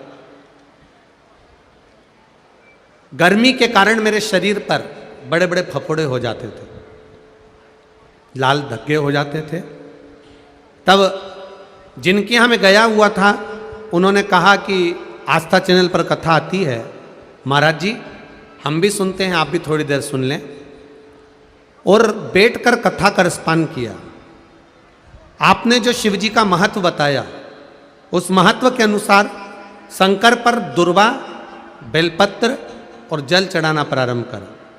उस जल को लेकर आना, बेलपत्र को लेकर आना, बेलपत्र खाना और जल शरीर पर लगाना प्रारंभ करा। सारे डॉक्टरों की दवाई पहले से खा चुका था, सालों हो गए थे। वो फपोले गर्मी के टाइम पर हो ही जाते थे, मिटते नहीं थे। पर बाबा की कृपा से मेरा शरीर आज की तारीख में पूर्ण तरह से स्वस्थ है, मैं एकदम ठीक हो चुका हूँ। ये शिव तत्व है, ये शंकर, ये अवघड़ी है। तेरी कृपा बिना ना हिले एक भी अणु, लेते हैं श्वास तेरी कृपा से तनु तनु। बखान क्या करूं मैं राखों के ढेर का, चपटी बबूत में खजाना कुबेर का। पत्र बहुत सारे हैं, ढेर, और उसमें सब पत्रों में आपके हृदय की बात आप लोग लिख के रखें। एक पत्र और देख लीजिए जिसमें जो फोटो लगे हैं, जिन फोटो में एक बेटी का पूरा चेहरा, पूरा स्वरूप खराब हो चुका था, जिसको बाबा देवादिदेव महादेव की कृपा से किरण भल राय खरगोन जिले के पुनासला ग्राम से आई हूँ। कहीं बैठी हो आप ही हैं? दोनों हाथ हिला दो एक बार। श्री शिवाय नमस्तुभ्यम। दोनों हाथ हिलाओ। श्री शिवाय नमस्तुभ्यम। 19 दिसंबर 2022 को सुबह 6:30 पर इंदौर में अचानक कार से एक्सीडेंट हो गया था। इंडोल टोल टैक्स खड़े ट्रक में हमारी कार घुस गई थी। मेरी बेटी उज्जैन महाकालेश्वर बाबा के दर्शन करने जा रही थी। साथ में रूममेट एक दोस्त भी थी। बाबा 6 बजे जो एक्सीडेंट हुआ उसके फोटो में लगा रही हूँ कि बेटी की हालत इतनी खराब हो गई कि पूरा शरीर, पूरा चेहरा, सबकी सब उसका बिगड़ चुका। यहाँ तक कोई सार तत्व नहीं था कि बचे ना बचे, हर तरह से समाप्ति की ओर थे। सब लोगों ने रोना चालू कर दिया। हम लोग बहुत रोए कि अब कुछ नहीं हो सकता, अब तो शायद ही जीवित रहे। पर बाबा की कृपा, उसकी उदारता, उसकी करुणा, हॉस्पिटल ले गए। शिवजी पे चढ़ा हुआ जल का महत्व और कुंदकेश्वर महादेव के नाम से उसको औषधि देना, दवाई देना जब चालू करी, हमारी बेटी को धीरे धीरे, जो मृत्यु के घाट पर थी, डॉक्टरों ने जवाब दे दिया था, वो भी धीरे धीरे होश में आना प्रारंभ हो गई। ये शिव तत्व है। बैठिए बहन। हर हर महादेव। शिव तत्व इसी को ही कहते हैं। भगवान शंकर की उदारता इसी को कहते हैं। उसकी कृपा, उसकी दया, उसकी करुणा। आपका चढ़ाया गया एक लोटा जल, हम तो फिर बार बार कहेंगे, 3 घंटे की कथा आपको मिलती है, उसमें से आधा घंटा मूंछ वाले भैया ले लेते हैं, बचते हैं 2.5 घंटे। 2.5 घंटे में भी अगर आप लोग केवल बैठने की जगह ही ढूंढते रहे और बोलते रहे तो हम तो कहेंगे, फिर वो कहते हैं ना, कि चंदन की लकड़ी मिली और उसको जलाकर कोयला बना लिया तो किस्मत फिर तुम्हारी बेकार है महाराज। हम तो कहें उसको पहचानो। 2.5 घंटे की जो कथा मिली है उसको किस तरह से ग्रहण करना, कैसे प्राप्त करना, कैसे लेना।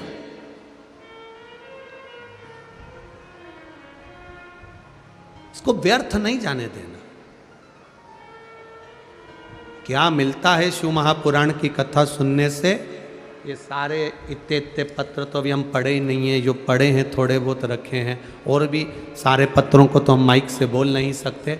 सब पत्र यहीं पर रखे रहेंगे, 7 दिन तक रखे रहेंगे। 7वें दिन के बाद भी जाएंगे तो यहीं छोड़कर जाएंगे। हर पत्र में मोबाइल नंबर होता है, फ़ोन नंबर होता है, एड्रेस होता है।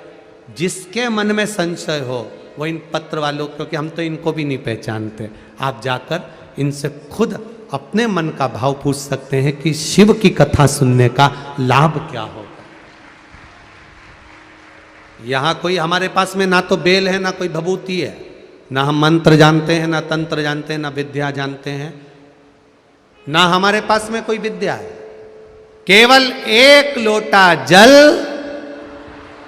सारी समस्या का, 1 बेलपत्र, 1 चावल का दाना, और वो भी नहीं है तो केवल शंकर के द्वार पे से मुस्कुरा के निकल जाने में भी वो कल्याण कर देता है। वो देवाधिदेव कुछ नहीं उसको। एक पत्र में किसी ने रो रो कर लिखा है, देखिए पत्र को।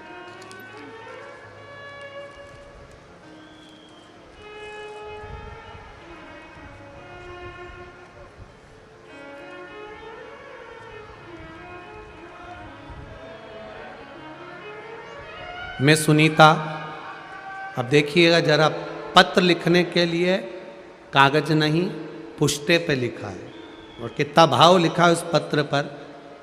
मैं सुनीता बालाराम जी टाक। कहीं बैठी हैं सुनीता जी? कहीं बैठी हो तो हाथ हिलाइएगा।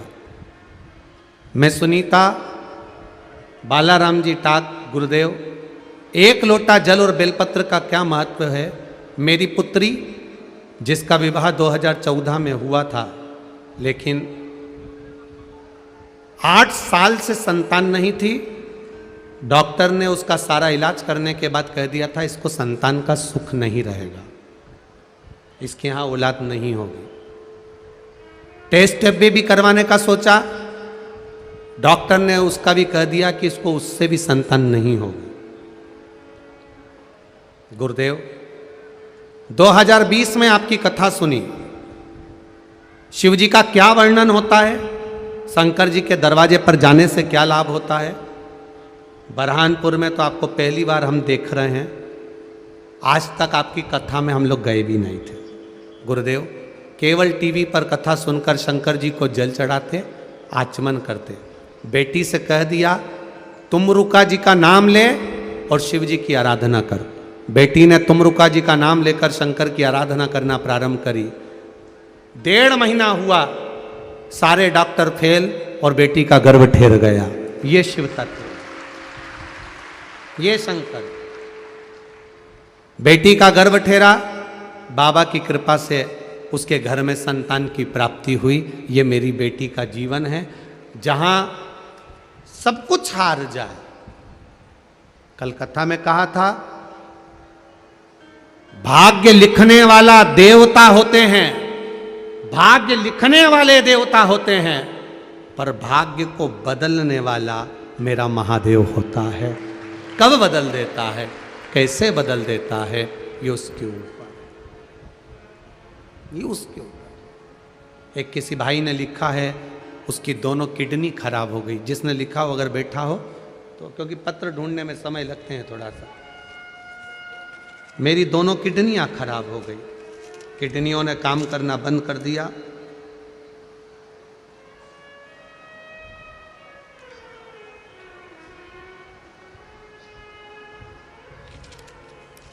शंभु शरणे पड़ी मांगू घड़ी रे घड़ी।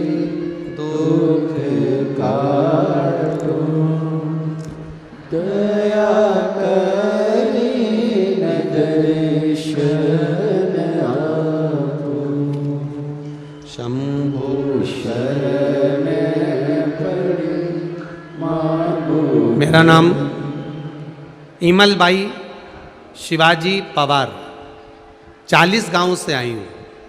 कहीं बैठी हो तो हाथ हिलाइएगा। इमलबाई शिवाजी पवार, 40 गांव से आई हूँ।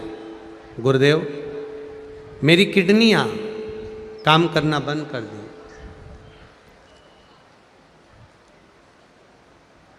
गुरुदेव, जब किडनियों ने काम करना बंद कर दिया, डॉक्टर ने कह दिया डायलिसिस पे आना पड़ेगा, शरीर काम नहीं करेगा। डॉक्टरों से गोली दवाई ली, आ गई।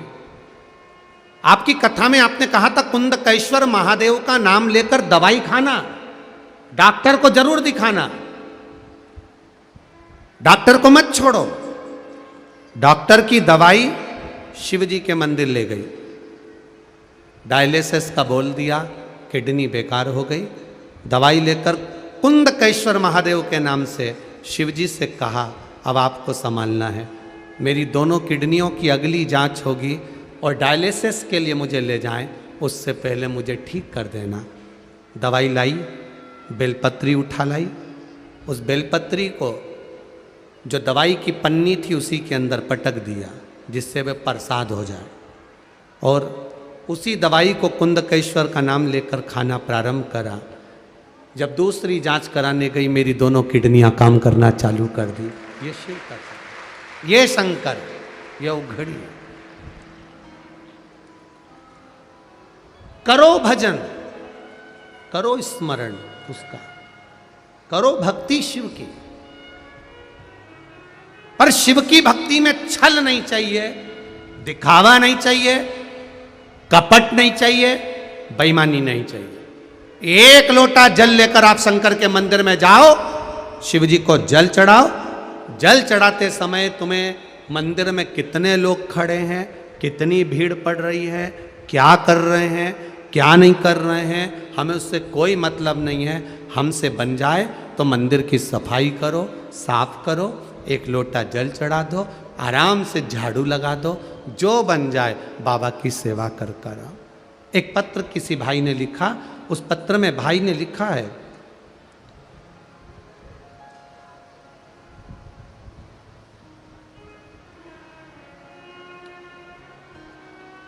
अनिल कुमार जी जायसवाल,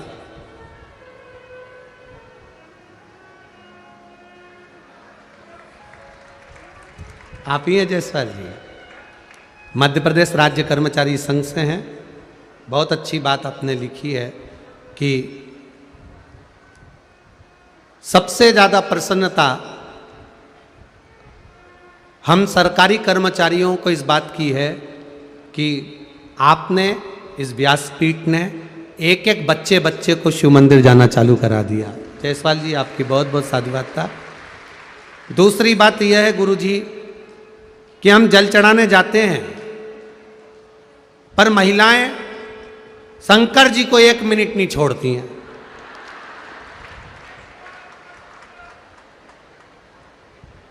अच्छा, उनको यह भी नहीं लगता कि हम खड़े हैं। कम से कम एक जल चढ़ा के हटती है, दूसरी घुस जाती है, दूसरी हटती है, तीसरी आ जाती है, और इनमें इतना आपस में प्रेम होता है कि ये इशारे में बुला लेती है कि तू आ जा, और हम खड़े की खड़े रहते हैं। गुरु जी, अब आप बताओ सारी समस्या का हल। अब ये समस्या कितनी भारी है, इसका क्या करें? जायसवाल जी, पहले तो नजर उतरवा लेना तुम्हारी। अच्छा प्रश्न है महाराज। आप उसके दरवाजे तक पहुंच गए, और जो जल चढ़ाने जा रही है, जो शिव जी के पास बैठी है, और आप कितने प्रसन्न हो रहे हो कि आज मंदिर में इन माताओं ने जल चढ़ाना प्रारंभ करा। आपकी प्रसन्नता ही शिव ने स्वीकार कर ली है, शिव पा गया। पहले साल में एक बार दिवाली होती थी, तब मंदिर के दरवाजे पर दिया लगता था। आज हर सोमवार को पशुपति व्रत में शिव जी के द्वार पर दिया लगता है। प्रसन्नता है हमारे जीवन में। बैठिए जायसवाल जी, बैठिए। श्री शिवाय नमस्ते। भाव है, और मेरी माताओं से भी निवेदन है, अगर कोई जल चढ़ाने आए तो उसको मौका दो।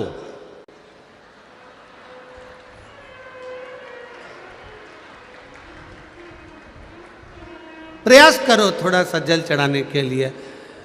ये बात पहले भी एक बार नीमच की कथा में भी आई थी, एक बार जगह जगह पर इस कथा में आती है कि माताएं शंकर जी को घेर के बैठ जाती, हमको अंदर नहीं जाने देती, जल नहीं चढ़ाने देती।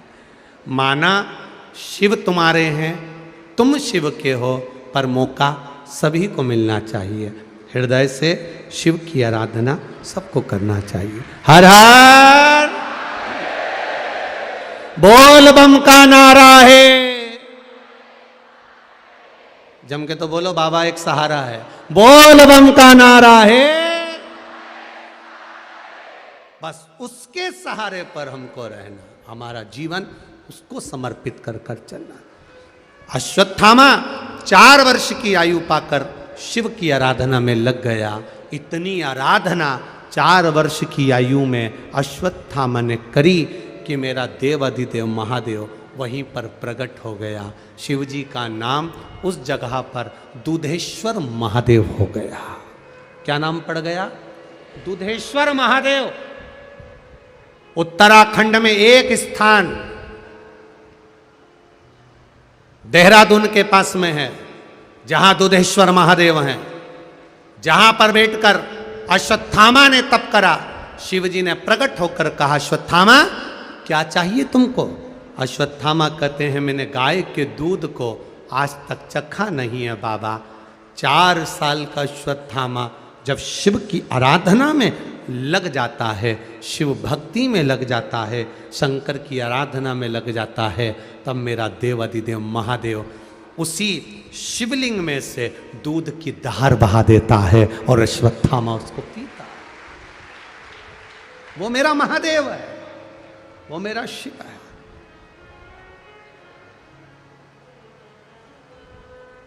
भोले अपने दर से अब तो न टालो, गिरा जा रहा हूँ, उठा लो। अश्वत्थामा कर रहे, इस दरवाजे से खाली कोई नहीं गया तो मैं कैसे जाऊंगा? भोले अपने दर से अब तो न टालो, गिरा जा रहा हूँ, उठा लो। खाली न जाता कोई दर से तुम्हारे, खाली न जाता कोई दर से तुम्हारे। मैं भी खड़ा हूँ नन्ही बाहें पसारे, मैं भी खड़ा हूँ नन्ही बाहें पसारे। अपने हृदय से लगा लो, लगा लो, गिरा जा रहा हूँ, उठा लो, उठा लो। भोले अपने दर से अब तो न टालो, गिरा जा रहा हूँ, उठा लो, उठा लो। अश्वत्थामा का चरित्र कह रहा है, जिस जगह पर बैठकर आप शिव की आराधना करते हो, मेरा महादेव तुरंत प्रकट होकर आपका मनोरथ पूर्ण कर देता है, आपका कार्य पूर्ण कर देता है। वो शिव है, शंकर। अकाल मृत्यु वो मरे जो काम करे चंडाल का, काल उसका क्या बिगाड़े जो भक्त हो महाकाल का। जो शिव का उपासक होता है उसको सोचना नहीं पड़ता, शिव उसके पास आते हैं। केवल दिल से, मन से, हृदय से आप उसको पुकारो, वो आएगा। जैसे बच्चों को डराते हो तो कहते हो बाबा आया, बच्चा रोते से चुप हो जाता है, उसी तरह जब दुख आए तो कह दो बाबा आएगा, दुख समाप्त हो जाए। उसका इंतजार करिए, मिलेगा। जीवन सुख दुख की पहेड़ी है, चलना तो पड़ेगा। गुरु द्रोणाचार्य जी के यहाँ स्वयं इतने बड़े गुरु द्रोणाचार्य, जिनके घर में भी दुख आया, खुद ने मिटाया, मेहनत करी, कर्म करा, उसके अनुसार जी समय आया। खूब तप करने पर दुधेश्वर, दूध देने वाले महादेव प्रकट हो गए, जिनका नाम टपकेश्वर महादेव भी हुआ। दुधेश्वर को टपकेश्वर महादेव भी कहते। ऐसा सुंदर वृतांत आता है। भगवान ब्रह्मा विष्णु महेश तीनों आनंद से प्रकट होते हैं। सुंदर आनंद के साथ भगवान ब्रह्मा विष्णु महेश सृष्टि की रचना करते हैं। ऐसे सुंदर प्रसंग के साथ में आज की कथा विराम की ओर ले रही है। ब्रह्मा विष्णु महेश बनेल भाव पधार रहे हैं। कल कथा का तृतीय दिवस होगा। आप सब प्रेम से, आनंद से, भक्ति के साथ शिव महापुराण की कथा का रसतत्व ग्रहण करिए। आप सबसे निवेदन, एक छोटा सा, कोई भी सोने की रकम, चांदी की रकम, कीमती सामान लेकर कथा पंडाल में ना आए। दूसरा, यहाँ से निकलते समय धीरे धीरे प्रशासन का पूरा साथ दीजिए और आराम आराम से निकलकर बाहर जाएं। जितने लोग बाहर से आ रहे हैं गाड़ियाँ लेकर, अपनी गाड़ियों की स्पीड थोड़ी स्लो कर कर चलाएं। जल्दी जाने की घाई ना करें, घर पर भाग कर जाने की घाई ना करें, स्पीड को थोड़ा सा स्लो कर कर चलें। और कल कथा का तृतीय दिवस रहेगा। लाखों की संख्या में आप लोग आए हैं, अपनी व्यवस्था के अनुसार चलें, आनंद से चलें। सभी संत ब्राह्मणों को नमन करता हूँ। आदरणीय पधारे शास्त्री जी के चरणों को नमन करते हुए आज की कथा को विराम की ओर लेता हूँ। हर हर महादेव।